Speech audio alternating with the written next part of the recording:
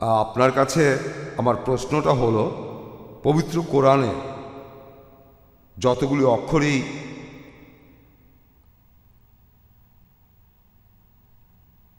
আমরা পড়ব সেই জন্য সওয়াব পাব, তার মানে কি? আমি যদি পড়ি ইবলিস ইবলিস ইবলিস, এই শব্দটাও কোরআনে উল্লেখ করা আছে, এই ক্ষেত্রেও কি আমি সওয়াব পাবো?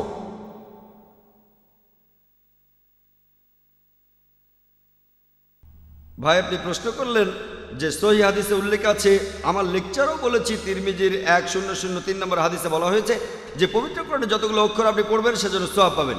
আর ভাই প্রশ্ন করলেন, যদি তিনি পড়েন ইবলিস ইবলিস ইবলিস, যেটা পবিত্র কোরআনে উল্লেখ আছে, সেজন্য কি আপনি সওয়াব পাবেন?